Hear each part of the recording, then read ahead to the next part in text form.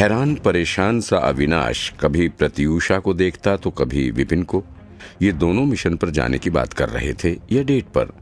उसने प्रत्यूषा को समझाने की कोशिश की, लेकिन इससे पहले कि वो कुछ भी कह पाता, प्रत्यूषा हाथ हिलाते हुए बोली, विपिन सही कह रहा है मास्टर अविनाश, मैंने मन बना लिया है, मैं मिशन पर आपके साथ चल रही हूँ। ये सुन अविनाश सिर हिलाता रह गया और फिर बोला, ठीक है चलो फिर। जब सामने वाले ने मन बना ही लिया था तो वो भला क्या कर सकता था, और वैसे भी ये दोनों लव बर्ड कौन सा उसकी बातें सुनने वाले थे। खैर, प्लान तय हो जाने के बाद विपिन ने एकेडमी के बारे में सोचा। मोहन ने उसे जो रिपोर्ट दी उसके हिसाब से एकेडमी का ऐसा कोई खास काम नहीं था जिसके लिए उसे यहाँ रुकना पड़े। जो भी छोटे मोटे काम थे उन्हें बाकी के स्कूल हेड हैंडल कर सकते थे, और वैसे भी 10-12 दिन बाद तो उन्हें ज्वालापुरी में मिलना ही था, इसलिए अभी निकले या 2 दिन बाद कोई फर्क नहीं पड़ता था।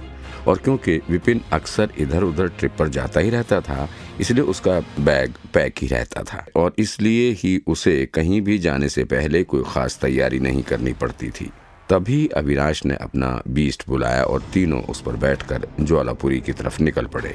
कुछ वक्त बाद विपिन ने अविनाश से पूछा, मैंने सुना था कि मास्टर आदर्श और उनके साथी अपने बहुत सारे स्टूडेंट्स के साथ ज्वालापुरी की ओर रवाना हो चुके हैं, वहाँ कुछ हुआ है क्या? इस पर अविनाश ने कहा, आपने सही सुना है और आपका अंदाजा भी सही है। हम जिस खंडहर में जाने की बात कर रहे थे, कुछ दिन पहले अचानक से उसकी सील हिलने लगी थी। ऐसा लग रहा था जैसे वो कभी भी टूट जाएगी। इसलिए ही स्कूल हेड आदर्श अपने स्टूडेंट्स को वहाँ लेकर गए हैं, ताकि सभी स्टूडेंट्स मिलकर उस फॉर्मेशन को स्टेबल कर सकें और हमें वक्त मिल सके। अच्छा, पर सील टूटने की कगार पर कैसे पहुंच गई? विपिन ने पूछा, और आगे कहा, पिछले 2 साल में तो वहाँ कोई दिक्कत नहीं आई थी, फिर अचानक से ऐसा क्या हो गया? तो अविनाश ने जवाब दिया, वजह तो मुझे भी नहीं पता, लेकिन मेरा अंदाजा है कि ये मामला जरूर राक्षसों से जुड़ा हुआ है। राक्षसों से? इसे सुनकर विपिन के दिमाग में अलार्म बजने लगे। कुछ दिन पहले ही राक्षस राजा जहर हॉल से इसी खंडहर से जुड़ी एक किताब चुरा कर ले गया था। कहीं उसका कनेक्शन इसी खंडहर की सील से तो नहीं था? तभी अविनाश आगे बोला, हाँ, आसपास के लोकल मास्टर टीचरों से मिली खबर के मुताबिक उस सील के आसपास राक्षस दिखाई दिए थे। जिन लोगों ने भी राक्षसों को देखा था, उनका कहना था कि उन राक्षसों के पास कोई खजाना था, जिसे हाथ में लिए वो सील के साथ कुछ कर रहे थे, और उनके जाने के थोड़ी देर बाद ही अचानक से वो सील हिलने लगी। खजाना? कहीं उन लोगों ने उनके हाथ में कोई किताब तो नहीं देखी? विपिन ने पूछा। किताब? सवाल सुन एक पल के लिए तो अविनाश चौंक गया, लेकिन फिर हंसते हुए बोला, वो खजाना किताब कैसे हो सकती है? एक किताब भला इतनी पावरफुल सील को कैसे हिला सकती है? अविनाश की नज़रों में किताब सिर्फ ज्ञान की बातें लिखने और उन्हें संजो कर रखने के काम आती थी, इसलिए उन्हें खजाना तो कहा जा सकता था, लेकिन बस ज्ञान का खजाना। और किताब में लिखी चंद लाइन भला इतनी पावरफुल सील का क्या बिगाड़ सकती थी? इधर अविनाश का रिएक्शन देख विपिन समझ गया कि सामने वाला उसका भरोसा नहीं करेगा, इसलिए वो चुप हो गया। वैसे भी ये सिर्फ उसकी थ्योरी थी, क्या पता सील के टूटने की असली वजह कुछ और ही हो। और अब जब विपिन चुप हो ही गया तो अविनाश ने भी उस टॉपिक पर आगे कुछ नहीं कहा। पर थोड़ी देर बाद अचानक से अविनाश को एक जरूरी बात याद आई और वो बोला, अरे हाँ, मैं आपको एक बात बताना तो भूल ही गया। अब इस मिशन का चार्ज लड़ाई मास्टर संजय नहीं ले रहे हैं, बल्कि मास्टर टीचर हॉल ने उनकी जगह एक बड़े 7 स्टार फॉर्मेशन मास्टर को भेजा है इस मिशन को लीड करने के लिए। उनका नाम अनमोल सुंदरम है। मास्टर टीचर हॉल ने ऑर्डर दिया है कि खंडहर में घुसने के बाद कोई भी अपनी मनमर्जी नहीं करेगा और सिर्फ उनके ऑर्डर मानेगा। इस मिशन का असर पूरी इंसानी प्रजाति पर पड़ सकता था, उनके फ्यूचर पर पड़ सकता था, इसलिए सिलीगुड़ी मास्टर टीचर हॉल इस मिशन को बहुत ही ज्यादा सीरियस तरीके से देख रहा था। जब उन्हें पता चला कि एकेडमी की एक टुकड़ी फिर से उस खंडहर की खोजबीन के लिए जा रही थी, तो उन्होंने न सिर्फ मास्टर टीचर को बल्कि एक 7 स्टार फॉर्मेशन मास्टर को भी इस मिशन पर भेज दिया, ताकि जाने वाली टुकड़ी को ज्यादा से ज्यादा और बढ़िया से बढ़िया मदद मिल सके। अविनाश ये बात विपिन को पहले से ही इसलिए बता रहा था क्योंकि वो विपिन को अच्छे से जानता था। वो जानता था कि विपिन बहुत हिम्मती इंसान था और कुछ भी करने से पहले हिचकिचाता नहीं था। वो नहीं चाहता था कि उसके सीनियर अंकल की किसी भी हरकत से मिशन में कोई अनबन या अड़चन हो। इसलिए उसने सोचा कि पहले ही बताकर उसे वार्निंग दी जाए। पर उसकी वार्निंग सुन विपिन बस मुस्कुरा दिया और बोला, आप बिना बेकार की चिंता करते रहते हैं। लीडर चाहे कोई भी हो, मिशन सफल होना चाहिए, और वैसे भी मैं तो इतना शांत इंसान हूँ। विपिन का रिप्लाई सुनकर अविनाश ने भी बत्ती सी दिखा दी। उसे समझ नहीं आ रहा था कि वो बोले क्या। अगर ये खुद को शांत कहता था तो हमें तो गूंगा ही समझता होगा। उसे लगा कि प्रत्यूषा कुछ जवाब देगी, लेकिन जब उसकी तरफ देखा तो वो भी विपिन को देखकर मुस्कुरा रही थी, बिल्कुल वैसे ही जैसे कोई शैतान प्यारे से बच्चे को देखकर मुस्कुराता था। और वाकई में प्रत्यूषा सोच भी यही रही थी, क्योंकि उसने खुद अपनी आंखों से विपिन को जगह जगह शांति भंग करते हुए देखा था। विपिन कई बार अपने पद से ऊपर और अपनी पहुंच के बाहर की बातें करता था। कभी कभी तो डर लगता था कि किसी दिन लोग उसकी पिटाई ना कर दें, लेकिन वो जानती थी कि ऐसा होने के चांस कम ही थे। आखिरकार इतने प्यारे इंसान पर कोई ज्यादा देर तक गुस्सा कैसे हो सकता था। खैर, फिर ऐसे ही बातें करते करते तीनों के दिन बीतने लगे। विपिन उन दोनों से खंडहर के बारे में और बातें पूछता रहा, और बाकी दोनों उससे उसके सफर के बारे में पूछते रहे। और बस देखते देखते 5 दिन बीत गए। 5वें दिन दूर क्षितिज पर एक शहर दिखाई देने लगा। सुर्ख लाल सूरज की किरणों तले वो शहर जलता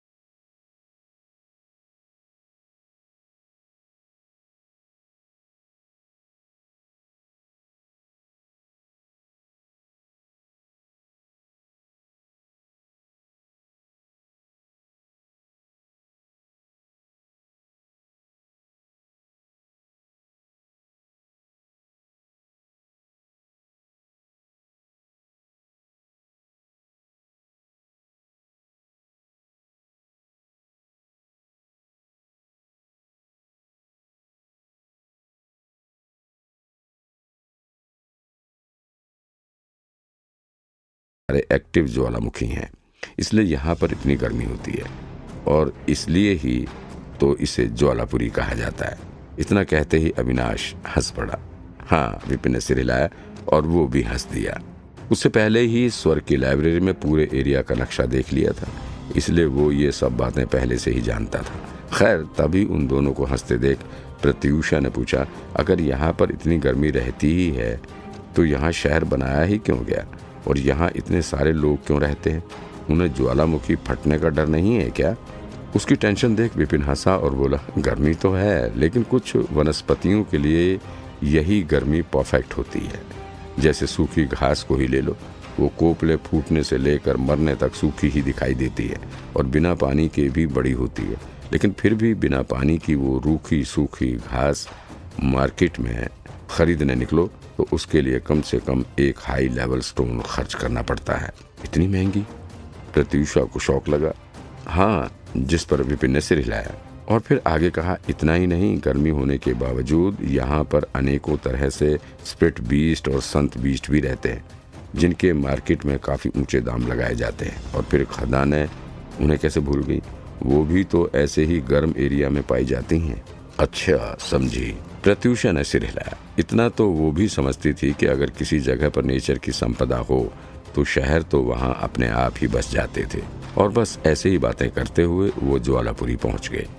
शहर में घुसते ही अविनाश बोला, सील खुलने में अभी वक्त है, तो क्यों ना हम सब पहले मास्टर टीचर हॉल चलें, वहीं पर बाकियों से भी मुलाकात हो जाएगी। ठीक है, विपिन और प्रत्यूषा दोनों ने सिर हिला दिया, और फिर अविनाश ने बीस्ट को मास्टर टीचर हॉल के सामने उतरने का ऑर्डर दे दिया। ज्वालापुरी साइज में तो समयपुर से बड़ा था ही, साथ ही उसकी आबादी भी उससे ज़्यादा थी, इसलिए मास्टर टीचर हॉल ने यहाँ पर भी अपनी एक ब्रांच खोल रखी थी। लेकिन क्योंकि ये ब्रांच बेलघाट की ब्रांच से काफ़ी कमज़ोर थी, इसलिए यहाँ का हॉल मास्टर भी सिर्फ संत लेवल 1 का ही एक्सपर्ट था। मास्टर टीचर हॉल में घुसते ही एक आदमी उनका स्वागत करने के लिए आगे आया और बोला, आपका स्वागत है मास्टर अविनाश। अविनाश ने सिर हिलाया। फिर पूछा, फॉर्मेशन मास्टर अनमोल और बाकी के लोग कहाँ हैं? हमें उनके पास ले चलो। ऑर्डर सुन आदमी बोला, वो? लेकिन वो तो 2 दिन पहले ही रूक्ष पहाड़ की ओर रवाना हो गए। ये सुन अविनाश को शौक लगा। उसने पूछा, क्या वो 2 दिन पहले ही निकल गए? पर क्यों? सील को खुलने में तो अभी 2 दिन और है ना, तो फिर वो इतनी जल्दी क्यों चले गए? वजह तो उन्होंने नहीं बताई। आदमी ने सिर हिलाते हुए मना किया और फिर तुरंत ही कहा, लेकिन हाँ, जाने से पहले मुझसे इतना ज़रूर कहा उन्होंने कि आने वाले मास्टर टीचरों को मैं जल्द से जल्द उस पहाड़ की तरफ ही भेज दूँ। अच्छा ठीक है, अविनाश ने सिर हिलाया और फिर वो विपिन और प्रत्यूषा से बोला, ज़रूर वहाँ के हालात और बिगड़ गए होंगे, इसलिए ही वो लोग इतनी हड़बड़ी में वहाँ चले गए होंगे। मुझे तो लगता है हमें भी उनकी मदद के लिए जल्द से जल्द वहाँ पहुँचना चाहिए। हाँ, आप सही कह रहे हैं, दोनों ने एक साथ कहा और फिर बिना टाइम गंवाए तीनों ही बीच पर बैठकर एक बार फिर से पहाड़ की तरफ उड़ चले।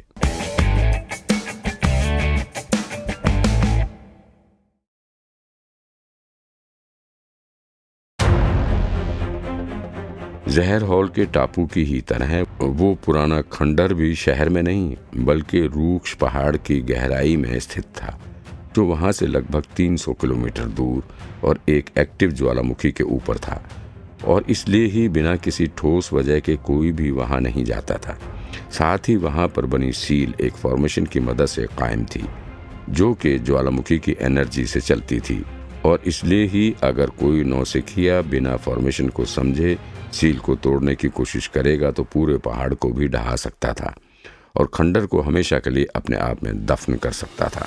इसी वजह से मास्टर टीचर हॉल के एक्सपर्ट भी उसके साथ छेड़खानी नहीं करते थे और सील के अपने आप खुलने का इंतजार करते थे। और यही वजह थी उनकी चिंता की। अगर सील वक्त से पहले टूट गई तो उनका मिशन शुरू होने से पहले ही फेल हो जाएगा। खैर, ऐसे ही बातें करते और आगे बढ़ते हुए 10 मिनट बीत गए और देखते देखते उन्हें अपने सामने दिखाई देने लगा रूक्ष पहाड़। पहाड़ बहुत ही ऊंचा था, लेकिन उसके ऊपर जीवन का नामो निशान तक नहीं दिखाई दे रहा था। दिख रही थी तो बस पथरीली जमीन, लाल पत्थरों से ढकी हुई। और अभी तो वो पहाड़ के करीब भी नहीं पहुंचे थे और अभी से उन्हें जमीन से उठती गर्म लपटें महसूस होने लगी थीं। तापमान में बदलाव महसूस करते ही अविनाश ने कलाई घुमाई और 2 गोलियां प्रत्यूषा और विपिन को दी और कहा, ये एंटी हीट गोलियां हैं, इसे खाने से गर्मी का एहसास कम होता है और इंसान गर्माहट की वजह से बीमार नहीं पड़ता। थैंक यू, दोनों ने कहा और तुरंत गोली खा ली। हालांकि इतने बड़े एक्सपर्ट होने की वजह से उनका शरीर गर्मी सहन कर सकता था, लेकिन ऐसे तापमान में ज़्यादा देर रहने से बाद में उनके शरीर पर बुरा असर पड़ सकता था। इसलिए बाद में परेशान होने से बेहतर था अभी सावधानी बरत लेना।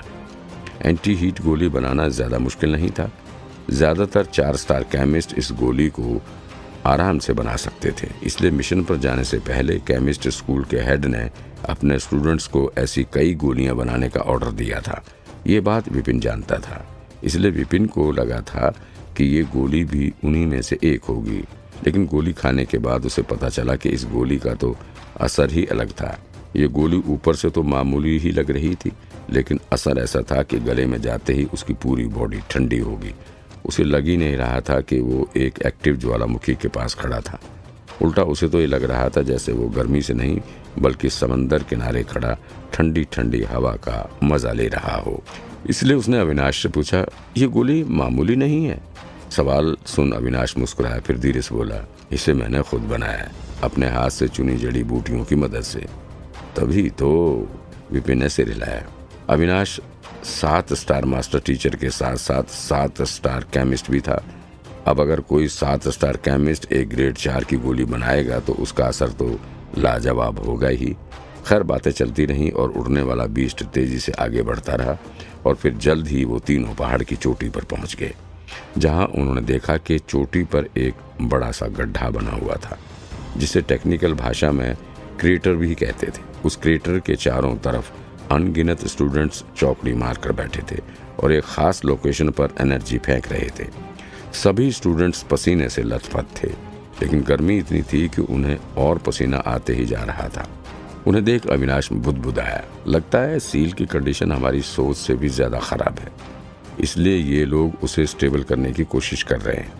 इस पर विपिन भी बोला, लगता तो है वो सारे फॉर्मेशन मास्टर स्कूल के स्टूडेंट्स दिखाई पड़ रहे हैं मुझे।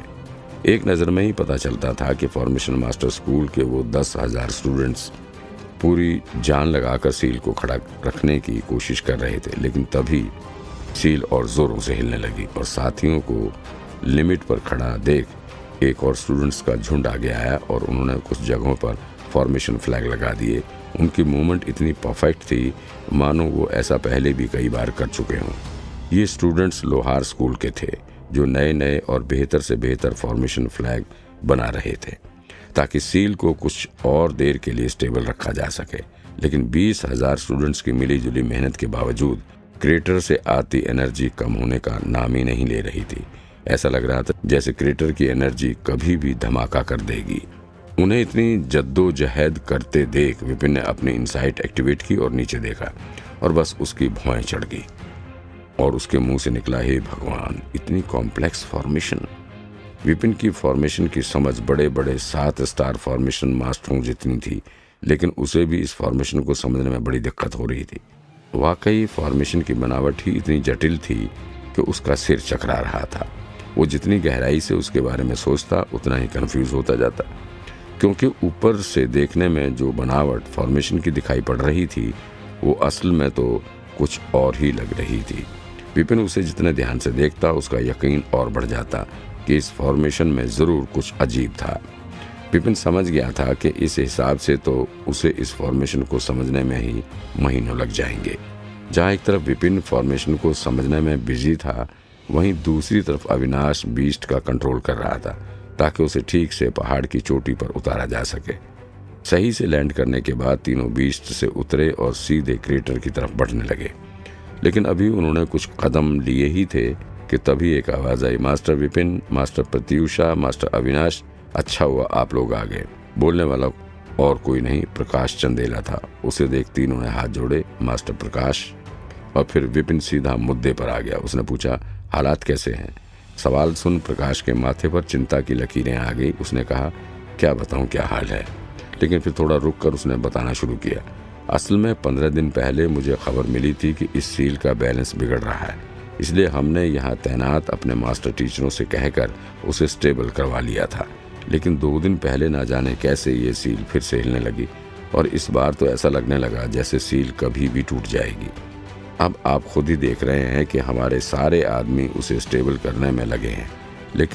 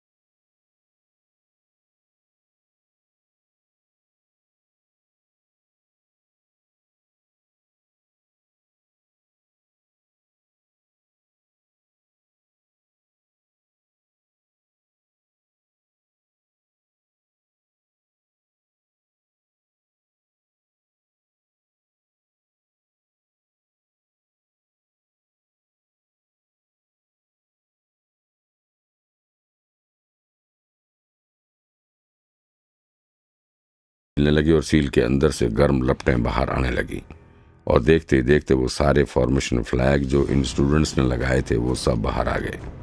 फॉर्मेशन मास्टर स्कूल के स्टूडेंट्स जो सील में एनर्जी फेंक रहे थे, अचानक से झटका लगने पर गिरने पड़ने लगे।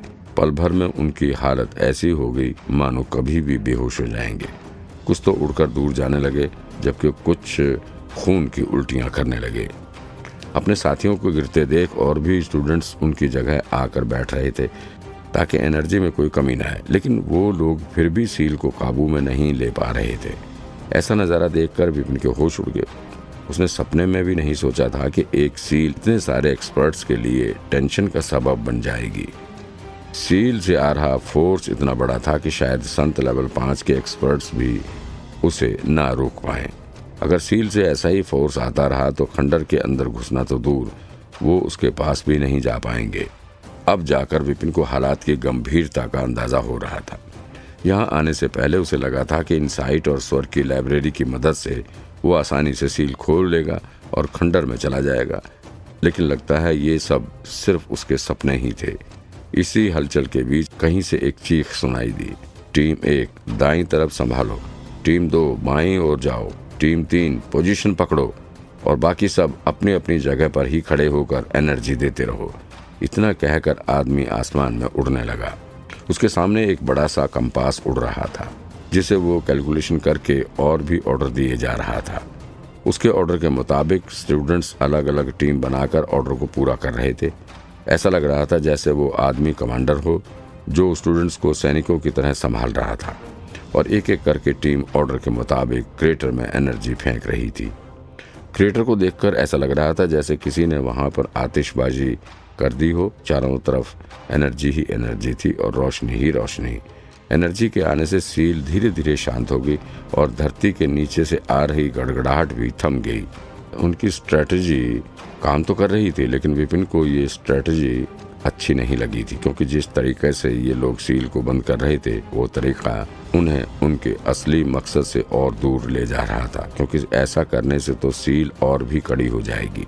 पिछली गणना के हिसाब से सील को 2-3 दिन में खुलना था, लेकिन अगर ऐसा ही चला तो सील अगले 3 दिन क्या अगले 3 साल में भी नहीं खुलेगी। इसलिए विपिन जानता था कि हालांकि ये तरीका अभी सील को स्टेबल करने के लिए बेस्ट था, लेकिन उनके मकसद के लिए बुरा।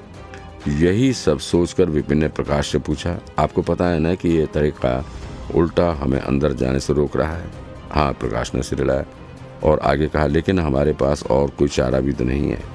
अगर हमने सील को ऐसे ही छोड़ दिया तो ज्वालामुखी फट जाएगा, और अगर ऐसा हुआ तो खंडर और आसपास का एरिया तो जाएगा ही, साथ ही ज्वालापुरी भी खाक हो जाएगी। आपने खुद ही देखा है कि अंदर से आ रही एनर्जी कितनी भयानक है।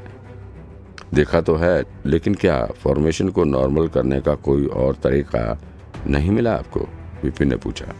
एक तरीका है तो, लेकिन उसे अमल में लाना नामुमकिन है, प्रकाश ने कहा। तो विपिन ने पूछा, ऐसा भी कौन सा तरीका है, बताइए मुझे।